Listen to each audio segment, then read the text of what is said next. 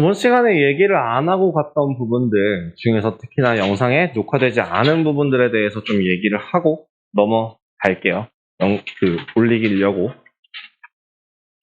수업에서는 했던 내용인데요. 뭐였냐면은, 우리 근해 공식이라고 하는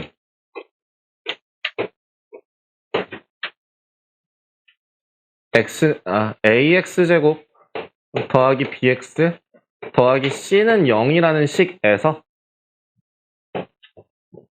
X라는 값이 2A분의 마이너스 B 플레마 루트 B제곱 마이너스 4AC라고 했었어요. 그죠? 근데 그 중에서도 이 제곱근의 성질까지 같이 생각을 해본다면 이 루트 B제곱 마이너스 4AC라는 이 값 안에 있는 B제곱 마이너스 4AC라는 거가 특징이 있다라고 얘기를 했었어요. 그죠? 어떤 특징이 있냐라고 한다면 결국엔 제곱근 루트 아래 들어가는 숫자이기 때문에 이 값은 반드시 루트 A라고 할 때는 A는 반드시 뭐여야 돼요? A는 0보다 크거나 같아야지만 존재하는 숫자가 돼요. 그죠? A가 0보다 작다라고 하면은 존재할 수 없는 숫자가 된다고 얘기를 했었어요. 그래서 B제곱 마이너스 4AC라는 값이 양수다라고 한다면 이 값은 실제로 존재하는 숫자이기 때문에 뒤에 마이너스 B 플러스 루트 어쩌고 마이너스 B 마이너스 루트 어쩌고 이런 식이 만들어질 거란 얘기죠. 즉 해가 몇 개 생긴다는 얘기예요? 2개 생긴다는 얘기입니다. 그죠?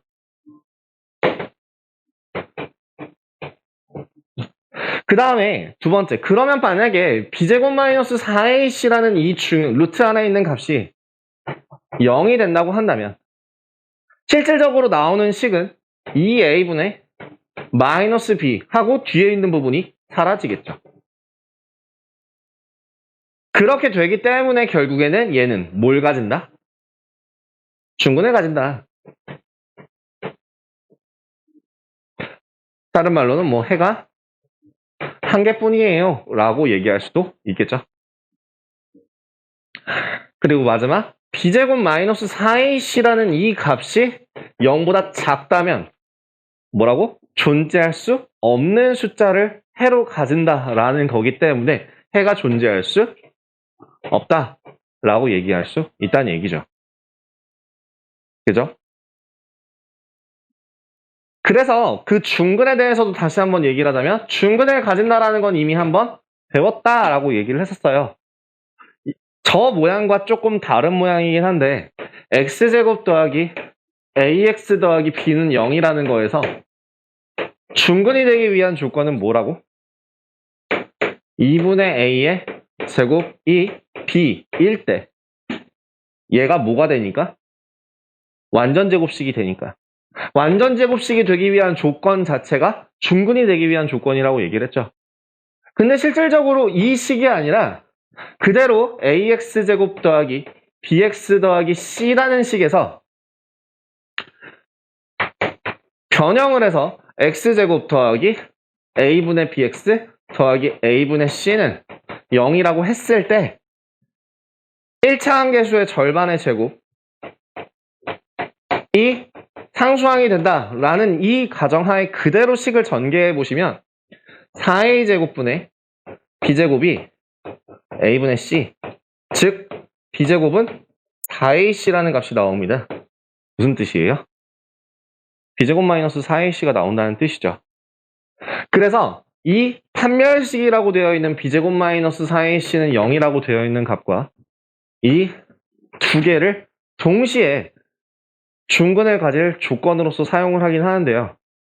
엄밀히 얘기하자면 완전 제곱식이 되기 위한 조건과 중근이 되기 위한 조건을 보통 분리하기도 해요. 인수분해를 할 때는 최고 차이 계수를 1로 만들 수가 없기 때문에 그죠? 그래서 이 경우를 굉장히 많이 사용하기도 하고요. 아니면 이 완전 제곱식이 되기 위한 조건까지 모두 다 합쳐서 나중에는 중근이 되기 위한 조건으로 b제곱 마이너스 4ac로 써먹을 수 있습니다.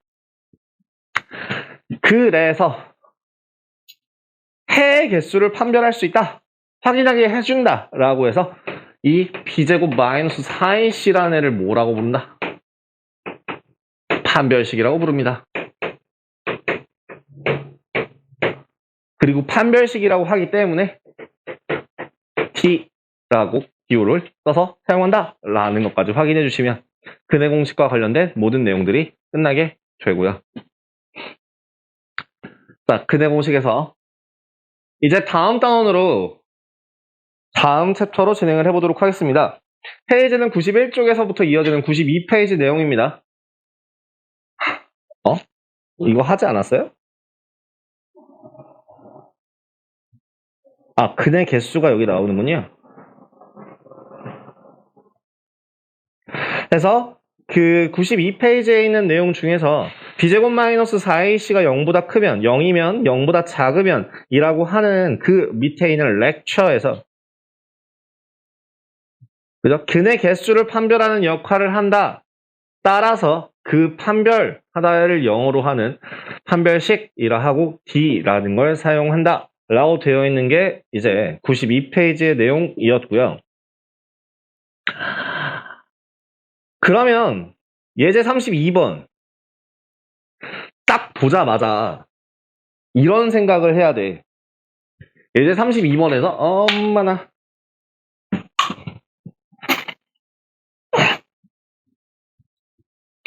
예제 32번에서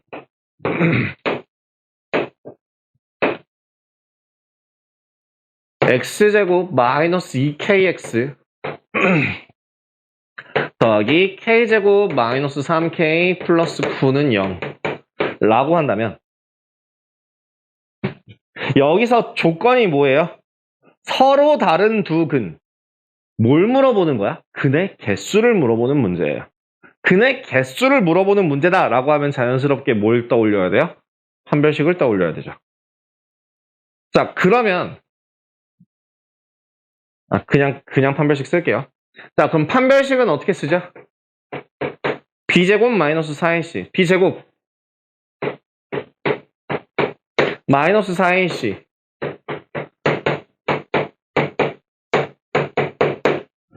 다 서로 다른 두 근을 갖기 위해선 0보다 어때야 돼요?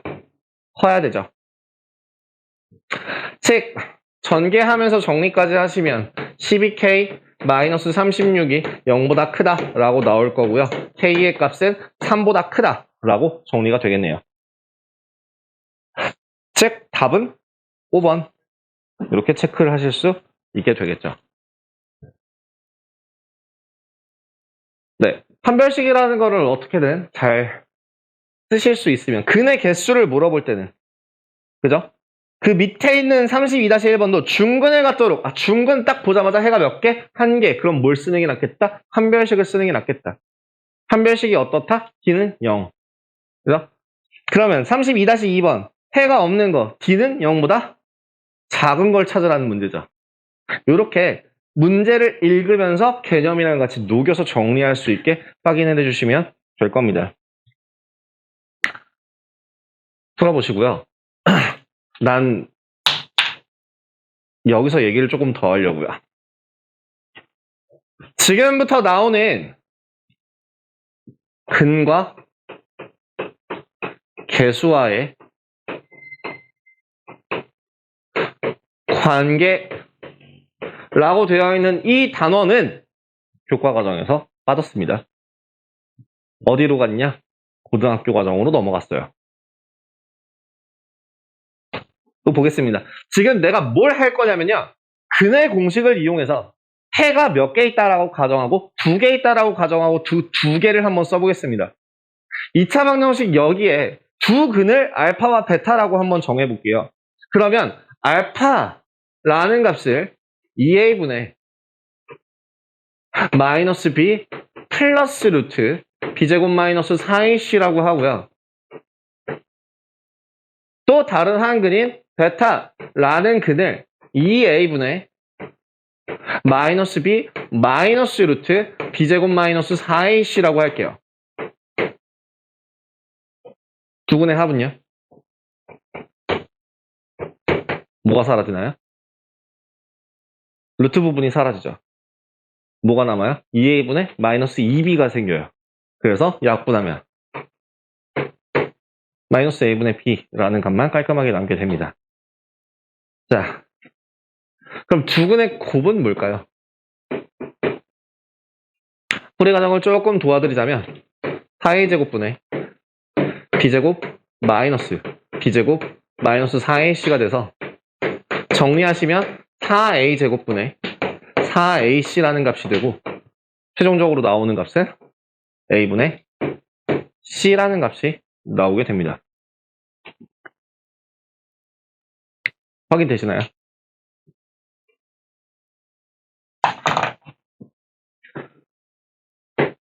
ax제곱 더하기 bx 더하기 c는 0이라는 식에서 두 근의 합이라는 것은 부호 조심하세요. 마이너스 a분의 b입니다. 그러면 두 근의 곱이라는 거는 a분의 c예요. 마이너스로 먼저 시작하고요. 마이너스 플러스 이렇게 끝난다고 생각하시면 돼요. 마이너스 플러스 합이 마이너스 네, 부호를 반대로. 야, 그러면 이거 생각하시면 볼게요. x제곱 마이너스 3x 플러스 2는 0이에요. 인수분해 되거든요. 인수분해를 구해서 그 두 근의 합을 구하는 게 아니라 보자마자 두 근의 합이 얼마야? 마이너스 a분의 b 3이야. 인수분해를 해서 x의 값은 1하고 2니까 1 더하기 2는 3이가 아니라 그냥 바로 보자마자 두 근의 합은 합이 얼마? 3. 곱은 얼마? 2. 이렇게 끝낼 수 있다고요. 형님 되세요? 이거는 사실 어디서 써먹는 거냐면요. 이 과정이 빠진 이유에 대해서 설명을 드리자면 이것 때문이에요.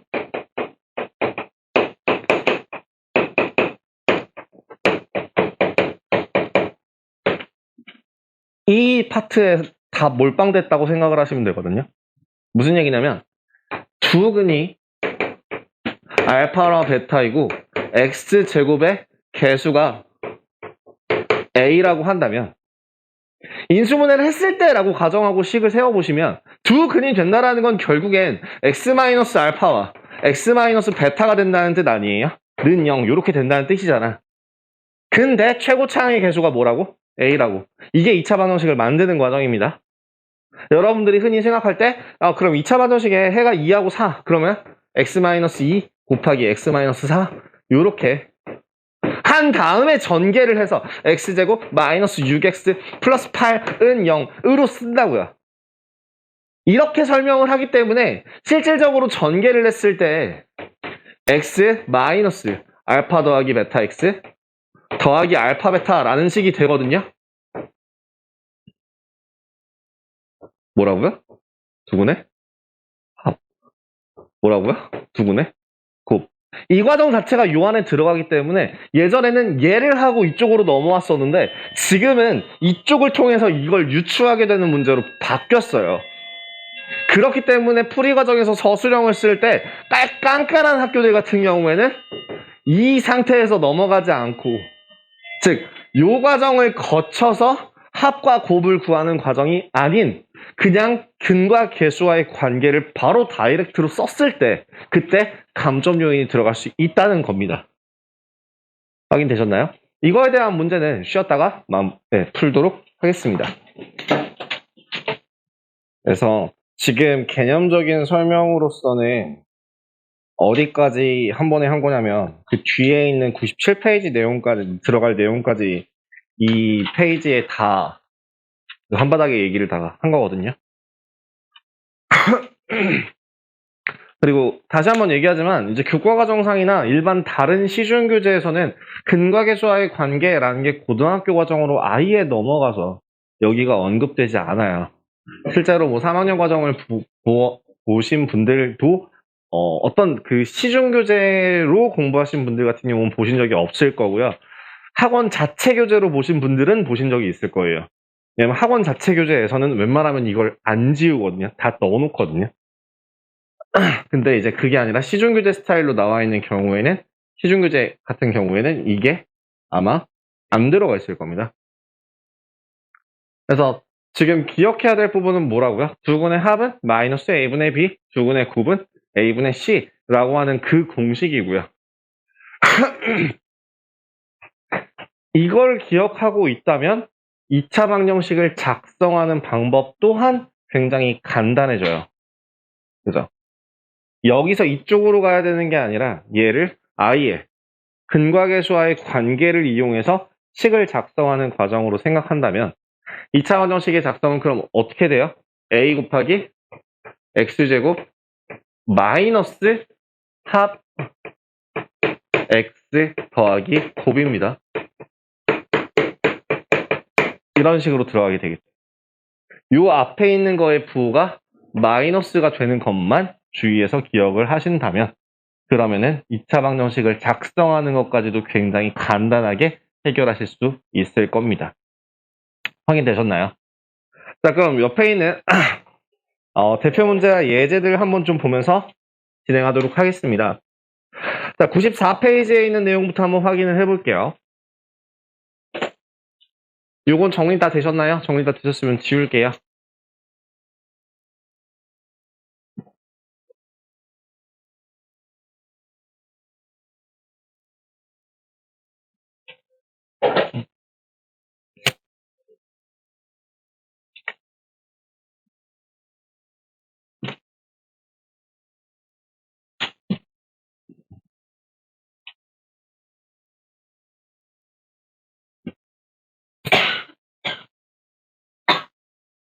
언제 들어갔니? 일부러 밑으로 했는데. 자, 그러면 이그젬플 33-1번 문제 한번 확인할게요.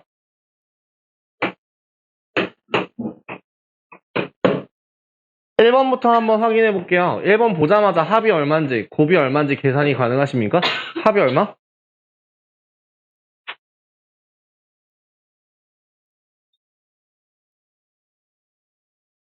같이 봐. 합이 3, 곱이 마이너스 2, 이렇게 확인이 되시죠? 그러면 2번 같은 경우는요? 2번은 합이 얼마? 합이 6, 곱은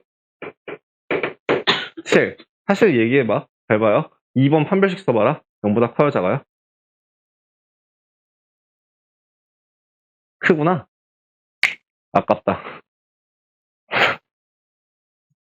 판별식 쓰면 0보다 크죠? 36 빼기 28이니까. 0보다 작길 바랬는데. 아쉽군요. 자, 3번은 그럼 합이 얼마예요? 합이 얼마예요? 0. 곱은 얼마입니까? 마이너스 6.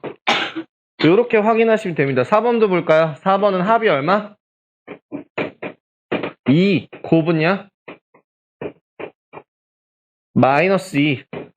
이렇게 구하실 수 있게 되겠죠.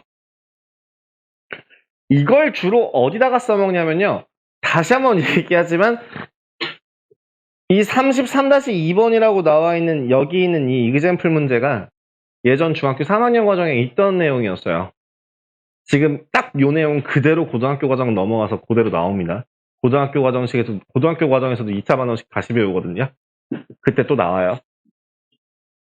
그럼 33-2번 한번 확인하고 넘어갈게요.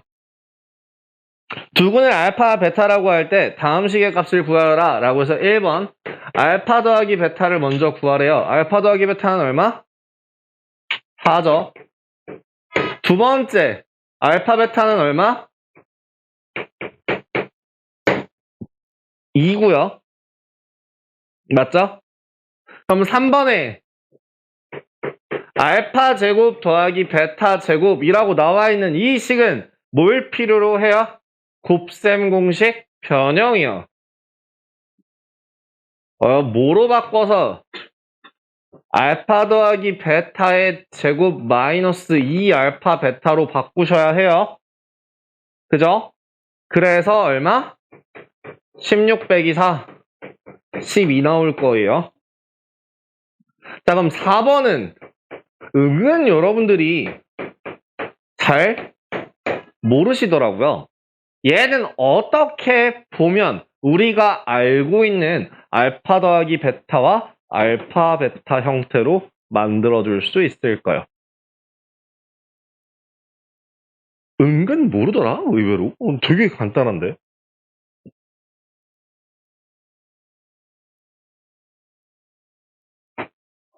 통분이요.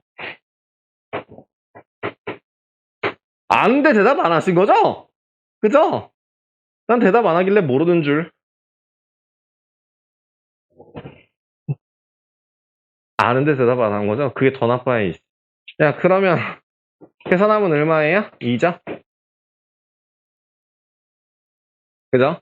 그러면 5번 같은 경우는 이제부터 위에 있는 거 써먹으면 되겠죠. 알파 제곱분의 1 더하기 베타 제곱분의 1은 알파 제곱 베타 제곱분의 알파 제곱 더하기 베타 제곱이니까 뭐분의? 4분의 12 3이네요.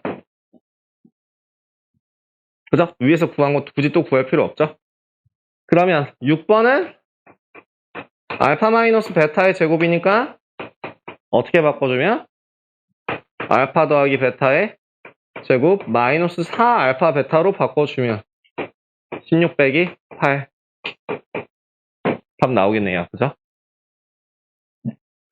그래서 이런 그 곱셈공식 변형이랑 근과계수와의 관계가 같이 섞여서 되게 많이 나오던 문제 패턴이에요. 중학교 3학년 과정에서는 이제 안 나오고 고등학교 과정에서 좀 많이 나오는 패턴이라고 생각하시면 되고요. 미리 예습한다고 보시면 될 것입니다. 33번 2차 방정식의 두 근의 합이 나머지 한 근일 때 상수 K 값을 구하라. 이거 연달아서 한번 생각을 해볼게요. 뭐냐면 예제 33번에서 보시면 x제곱 마이너스 3x 플러스 2는 0이라고 되어 있는 식에서 여기에 합이 x제곱 마이너스 2x 플러스 k는 0이라는 거에 한 근이라고 하거든요. 그럼 k의 값을 구하래요. 자, 연속해서 한번 생각해 볼게요. 첫 번째, 두 근의 합이 얼마니까? 3이니까. 3을 대입해서 k를 구하셔도 되거든요? 그게 아니라 여긴 두 근의 합이 얼마예요? 2가 되려면 3하고 또 뭐가 필요해요? 마이너스 1이 필요하죠? 그러니까 k는 얼마? 마이너스 3이야. 왜? 두 근의 곱이니까. 이렇게도 생각할 수 있다는 뜻이에요. 아니면 그냥 단순하게 대입해서 9 빼기 6 더하기 k는 0, k는 마이너스 3으로 계산하셔도 돼요. 하지만 이런 방법도 있다라고 보여드린 겁니다. 자, 그대로 2차 방정식 구하기까지 한번 진행을 하겠습니다. 34번 내용이에요. 자, 두 근이 알파, 베타, 이고 x제곱의 개수가 a인 2차 방정식 또 여러 가지가 나오는데 34-1번 뭐 이그젬플 문제보단 바로 예제로 넘어가도록 하겠습니다.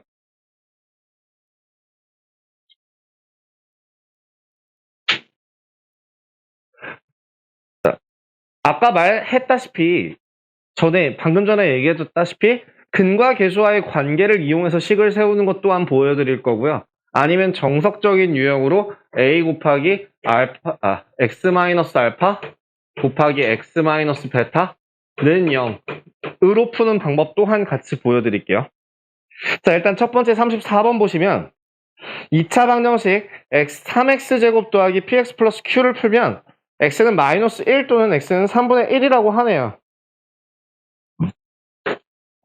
3x제곱 더하기 px 플러스 q는 0 두 근이 마이너스 1 또는 3분의 1이라고 합니다. 일단 위에 있는 방법을 그대로 사용하시면 최고차의 개수를 확인하시고요. 그 다음에 해를 그대로 적어주시면 됩니다. 부호 조심하시고요. 전개를 할 때 어떤 방법이 조금 더 전개가 편할까 생각을 해보니 여기다가 집어넣는 게 전개가 조금 더 편하겠네요. 그래서 한 단계만 거쳐서 x 플러스 1 곱하기 3x 마이너스 1은 0이라고 놓고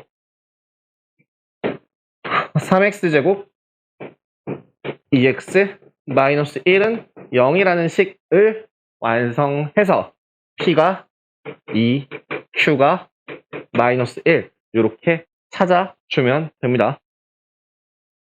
이거 말고 뭐가 가능하다고요? 근과 계수와의 관계가 가능하다고요. 두 근의 합이 얼만데? 여기서의 합은 얼마예요? 마이너스 3분의 p죠. 그게 얼만데요?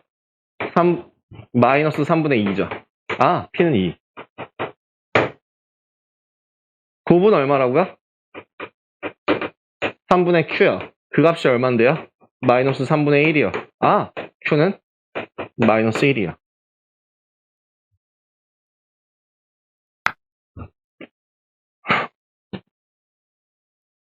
취향껏 하세요.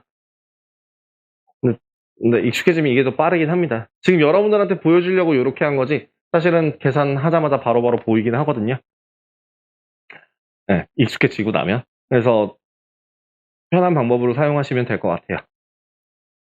자, 그러면 PQ 구했으니까 그대로 집어넣어 봅시다. 마이너스 X제곱 마이너스 2X 플러스 6은 0의 해를 두 근의 합을 구하랍니다.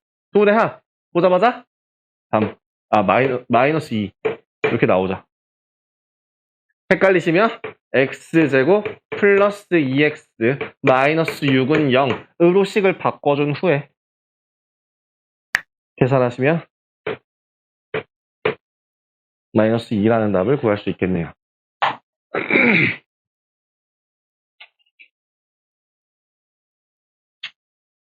네. 근과 계수와의 관계에서부터 시작되는 것들을 한번 쭉 확인을 해봤습니다. 뒤에 있는 것들은요, 그냥 채우기만 할 건데요. 일단은 촬영은 여기까지 해서 마무리를 하고요. 2차 반응식의 활용 같은 경우에는 따로 녹화를 하진 않을 거예요. 그러니까 활용 문제 같은 경우는 여러분 솔직히 얘기해서 활용 문제는요 중학교 1학년 때 다 배웠어요. 중학교 1학년 때 공부 별로 안 하셨으면 중학교 1학년 진짜 거짓말 안 하고 중학교 1학년 유형책 사서 공부하시는 게 2차 반응식 유형 공부하는 것보다 100만 배 도움돼요. 연립방정식, 그러니까 여러분들 2학년 1학기 과정에서 아마 실질적으로 중간고사 때 연립방정식 활용 혹은 1차 함수 활용 부분에서 생각보다 많이 피 보신 분들 있을 거예요. 그거 1학년 거 연습 안 돼서 그렇거든요. 왜냐면 문제를 보자마자 이거 뭐랑 관련된 문제구나. 그럼 이렇게 풀어야겠다라는 감을 잡는 게 여러 가지가 있어요. 그걸 몇 가지를 여러분들이 이제 나랑 이 학원에 와서 이제 나랑 한다 했으니까 이제 앞에 다른 학원에서는 어떻게 했는지 모르니까 그걸 몇 가지를 말씀을 드리자면요. 일단은 제일 기본적으로 나오는 게 수 계산하는 문제인데요. 그거는 딱히 언급할 건덕지도 없이 그냥 문제 읽고 그 읽은 그대로를 식으로 얼마나 잘 바꾸느냐가 관건이 되는 문제라서 풀이의 요령이 없어요. 근데 그거 말고요. 그 다음은 이제 과부족 문제라고 하죠. 부등식에서 주로 나오기는 하는데요. 과부족 문제가 뭐냐면은 넘치거나 부족하다거나 이 연립방정식에서 주로 나오기도 하죠. 예를 들면 어떤 식으로 나오냐면 학생수 학생이 전체 캠프에 가서 텐트에 들어가 잠을 잔다. 텐트에 들어가기로 하였다. 그 한 텐트에 6명이 들어가면은 몇 명이 남고 7명이 들어가면은 텐트가 몇 개 남고 뭐 이런 문제. 혹은 강당의 의자에 앉을 때 의자가 남냐 뭐 사람이 남냐 이런 문제가 과부족 문제라고 해요. 그런 문제들의 가장 핵심적인 포인트는 미지수를 뭐로 정한다만 알고 계시면 될까요? 미지수는 덩어리가 작은 덩어리로. 즉, 학생 수가 더 커요? 그러니까 학생 수가 더 많아요? 텐트 수가 더 많아요? 당연히 학생 수가 많을 수밖에 없잖아. 그러면 텐트가 미지수예요. 그럼 예를 들면, 노트를 학생들에게 나눠준다라고 하면은, 노트가 많아요? 학생이 많아요? 노트가 더 많죠? 그럼 학생이 X가 되는 거예요. 이런 식으로. 그 덩어리가 작은, 그러니까 전체 개수가 작은 애들을 미지수로 잡아서 풀면 된다라는 게 과부족 문제의 핵심이고요. 그 다음에 두 번째는 증감 문제 있죠. 이것도 실질적으로 연립방정식에서 주로 나오는 문제긴 한데요. 작년 남자 여학생 합쳐서 800명인데 남학생은 몇 퍼센트 증가했고 여학생은 몇 퍼센트 감소해서 지금 현재 올해는 뭐 몇 명 증가하였다라는 식으로 나오는 그게 증감 문제라고 하거든요. 그럼 그거는 가장 헷갈리는 거는 아마 여러분들 이제 알고 계시겠지만 거기서 가장 그나마 헷갈릴 만한 건 뭐냐면 그래서 기준이 뭔데? 어떤 애를 미지수로 정해야 되는데?가 헷갈리지 않아요? 그러니까 왜냐면 그걸 보기 전까지는 여러분들이 중학교 1학년 과정에서 야 우리가 구하려는 거를 미지수 X로 잡아 라는 식으로 배우거든요. 거기서 벗어나셔야 돼요. 그거랑 좀 멀어져요. 실질적으로 그 증감 문제 같은 경우는 전체 수가 나온 연도라고 해야 되나? 달이라고 해야 되나? 그 달 또는 연도를 기준으로 해요. 기준으로 미지수를 정합니다. 그죠? 올해 몇 명이었는데 작년에는 올해에 비해서 그러니까 올해는 몇 명이다. 아예 이게 이렇게 결을 바꾸는 경우 중에 하나가 작년에는 남자 여자 합쳐서 800명이었는데 라고 하는 거 말고 작년에 비해서 올해 남자가 몇 퍼센트 늘고 여학생이 몇 퍼센트 줄어서 올해 총 인원이 얼마가 되었다 라는 식으로 나올 때 그런 것 또한 이제 그 기준이 이제 전체가 나온 값이라고 하는 것보다는 이건 좀 말이 웃기는구나. 뭐라고 해야 돼? 모에 비해서 증가, 모에 비해서 감소라고 하는 그 가장 기준이 되는 있잖아요. 작년에 비해서 올해는 몇 퍼센트 증가. 뭐 이렇게 아니면 올해 전체 숫자가 그러니까 와 작년을 비교했을 때 뭐 올해보다 작년이 얼마 더 뭐 이런 식으로 올해보다라고 나오면 올해가 기준이 되는 거고 작년에 비해서라고 하면 작년이 기준이 되는 거죠. 이런 식으로 단어의 워딩에서 뭐뭐 하는 거 뭐뭐보다 뭐뭐를 기준으로 라고 하는 그게 뜻이 나와 있거든요. 거기를 미지수로 잡으면 되는 게 증감 문제고요. 그 다음에 두 번째는 그래서 얘는 보통 표를 그리는 게 편해요. 얘도. 또 뭐 있지? 짜잘짜잘한 문제들이 되게 많았는데 그 중에서 또 뭐 대표적인 것들 또 뭐 있을까? 버섯씨? 버섯씨 같은 경우도 일단 표를 채우시는 게 무조건 편하고요. 그 다음에 소금물. 소금물 문제 중에서 여러분들 비커로 문제 푸는 분들도 아마 있을 거예요. 실제로 센 교재 같은 경우는 비커로 설명을 해주고요. 그 다음에 개념 플러스 유형에서도 비커로 설명을 해주고요. 비커에 이렇게 들어가 있죠? 300g에 15%막 이렇게 나와 있을 거예요. 더하기 어쩌고저쩌고. 저 이것도 표로 정리하는 게 훨씬 더 전 좋아하거든요. 그 다음에 요 소금물에서 이제 응용되는 문제 중에 하나가 합금 문제라고 하죠. 이것도 연립방정식 전용 문제긴 한데 합금은 뭐야? 합금 문제. 합금이라는 것 중에서 이제 성분 문제라고 하는데요. 뭐냐면 이 100g 안에는 단백질이 몇 g 들어있고 지방이 몇 g 들어있다. 그래서 A를 얼마 먹고 B를 얼마 먹어서 전체적으로 단백질을 몇 g 먹고 뭐 지방을 몇 g 먹고 싶다라고 하는 그런 문제들. 합급 문제라고 볼 수 있고요. 그 다음에 이제 뭐 구리가 몇 프로, 아연이 몇 프로 이렇게 나오는 것 또한 합급 문제라고 볼 수 있고요. 얘도 닥치고 표죠. 또 뭐 있냐? 일요일 문제? 일요일 문제가 뭔지는 아시죠? 일요일 문제라고 하는 순간 여러분들은 떠올리셔야 될 게 뭐냐면 완성했다. 완성하는 데 걸리는 시간. 뭐 이런 식으로 나오는 그런 문제들이 있어요. 예를 들면 이 물을 여기 있는 물탱크에 물을 채우는데 A 호스를 틀어서 A 호스만 틀면은 뭐 B 호스를 트는 것보다 몇 시간이 더 걸리고 이걸 동시에 틀면 어쩌고 저쩌고 막 이렇게 나오는 그런 거. 그거는 완성한 애를 기준으로 1로 잡죠. 얘는 완성을 기준으로 완성이 1이다 라고 생각해서 그게 1로서 푼다 라고 하면 되죠. 그래서 뭐 A라는 사람이 여기 있는 거를 작업을 하기 시작했을 때 혼자 하면 24일이 걸리고 뭐 둘이 하면 얼마가 걸리고 뭐 이런 거 문제들도 그것 또한 완성한 애를 1로 잡는다 라고 해서 그 일하는 속도로 계산을 해서 역수취하는 거 그런 문제로 확인을 하시면 되고요. 또 뭐가 있을까?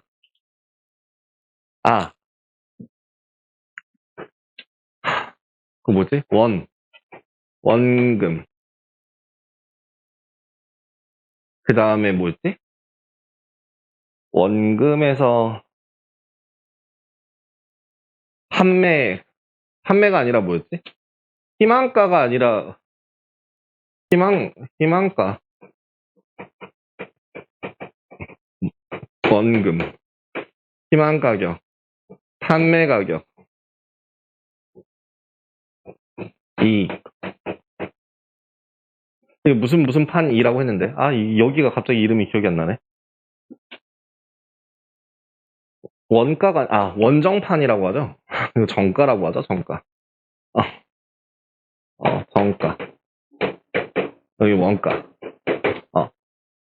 네, 제가 기억하는 거는 이제 보통 원정판이라고 얘기를 하는데 여기 위에서부터 순서대로 미지수가 붙어요. 웬만한 특수 경우를 제외하고 대놓고 물어보는 거 이익을 몇 퍼센트 붙이면 되는가 라고 하는 그런 특수한 문제를 제외하고 앞으로 여러분들이 이 문제 풀 때는 그냥 원정판이 딱 써놓고 여기서 위에서부터 미지수가 있는지를 채우시면 돼요. 위에서 미지수가 없으면 여기 얘가 미지수예요. 원가가 나와 있으면 정가가 미지수예요. 그러고 얘도 뭐 이제 뭐 나와 있을 리가 없긴 하지만 어쨌든 나와 있으면 그 판매 가격 실제적으로 그 뺀 금액 여기에 이제 미지수가 들어갈 거예요. 그래서 나오는 그런 것 중에서 원가 말고 원가를 A라고 한다면 정가는 A 1 더하기 희망 이익이라고 하죠. 그 다음에 이제 판매 가격은 정가 빼기 할인율.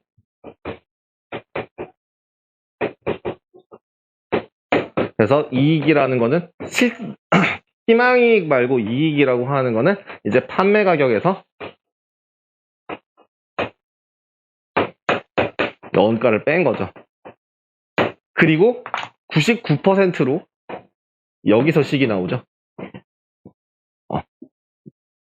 예. 그렇게 하는 게 2차 방은 이게 활용이라고 하는 부분이고 활용이라고 하는 거는 진짜 정말로 1학년 과정에서 80% 정도를 배우고 나머지 20%를 중학교 2학년 연립방정식 때 다 배워요. 함수라고 하더라도 여기서 똑같이 나와요. 그래서 1차 방정식의 풀이라고 나와 있는 1차 방정식의 활용이라고 나와 있는 1학년 1학기 부분에 있는 활용 부분이 제대로 되어 있다면 연립방정식의 활용 부분 들어가서 거기만 마스터를 하시는 순간 고등학교까지의 모든 문제들의 카테고리는 이걸로 끝입니다. 아니면 여기를 벗어나는 범주는요. 아예 문제의 식이 나와요. 듣도 보도 못한 식이 나와요. 그러면은 놀래지 말고 그 듣도 보도 못한 식에다가 그 값을 찾아서 대입만 하는 순간 값이 나와요. 그거는 좀 이따가 제가 찾아서 보여드릴 수 있으면 한번 보여드릴게요. 어쨌든 그래서 활용 문제 같은 경우에는 그렇게 되고요. 수 문제에서 중요한 포인트는 최대한 간단하게가 제일 중요한 포인트예요. 연속하는 정수라고 할 때 x 플러스 1, x 플러스 2라고 잡으시는 거 또 물론 나쁘진 않은데 기준을 잡아서 이렇게 잡으시는 게 좀 더 지금 편해질 거예요. 특히 제곱을 들어가게 되는 2차 방정식에서는요.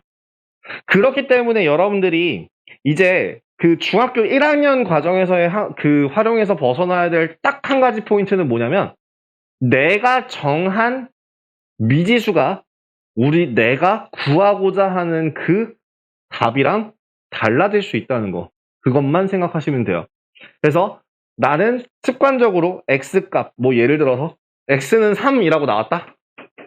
그러면은 3 딱 고르고 좋다고 답 딱 찍어서 틀리는 경우가 생각보다 초반에 되게 많아요. 왜? 내가 정할 때 x를 미지수로 정한 게 아니라 사실은 우리가 구하려는 답은 뭐 x제곱이었다거나 아니면 뭐 3x였다거나 아니 x 플러스 8이었다거나 뭐 이딴 식으로 나온다는 얘기죠.